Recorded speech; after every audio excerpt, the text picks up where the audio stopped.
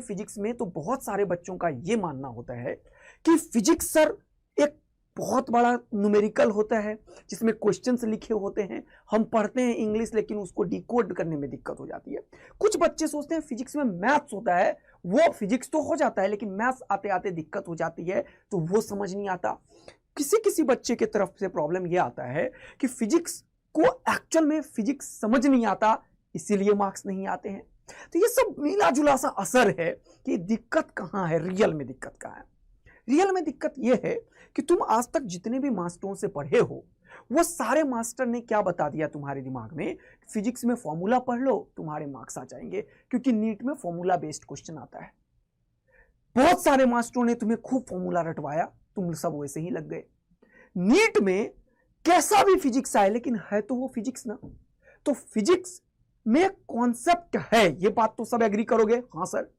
और सीधा कोई थ्योरी नहीं पूछता, उससे रिलेटेड न्यूमेरिकल आता है तो मैथ्स भी है, ये भी रिलेट करोगे। पहले चीजों को समझना पड़ेगा तुम्हें कि रिक्वायरमेंट क्या है, मिस्टेक कहां कर रहे हो तुम लोग। तो फिजिक्स ये कॉम्बिनेशन है दो चीज का, जिसमें दो चीज है सर। क्या है सर? एक तो कॉन्सेप्ट है, सबसे पहला बात समझो फिजिक्स में क्या है सर, एक कॉन्सेप्ट है और दूसरा बात क्या है, कैलकुलेशन है। कैलकुलेशन है।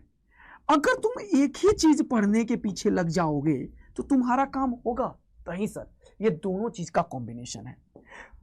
तुम्हारे टीचर जिससे अभी तक तुम पढ़ते हुए आए हो उसने क्या किया, तुम्हारे को फॉर्मूला बता दिया, ना कॉन्सेप्ट का फील करवाया, ना कैलकुलेशन में इंप्रूवमेंट करवाया, ना स्पीड करवाया, ना एक्यूरेसी करवाया, फॉर्मूला रटवाया और खुद जो 10 बार सॉल्व करके आए वही क्वेश्चन सॉल्व करवा दिया। तुम्हें लगा वाह वाह वाह मास्टर तो जल्दी सॉल्व कर रहा है, लेकिन तुम्हारा कुछ भला नहीं हुआ। तो क्या आप ऐसे ही भला करवाने के लिए आए हैं? बिल्कुल, और हम ऐसे ही भला करवा रहे हैं लगातार बैच में, और ऐसे ही हम पढ़ा रहे हैं बैच में, जो बच्चा लगातार इंप्रूव कर रहा है और इस बार रैंक का बरसात कर रहा है। तो आप भी ये वीडियो के बाद इस चीज को समझ पाएंगे जो मैं बोल रहा हूं और रिलेट कर पाएंगे।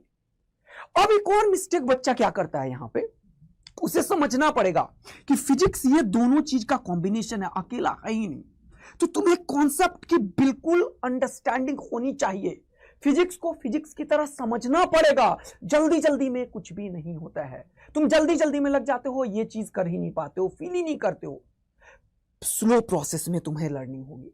पहले तुम्हें कॉन्सेप्ट्स को ग्रास्प करना होगा कि आखिर टीचर ऐसा कर क्यों रहा है, पहले फिजिक्स को समझना होगा।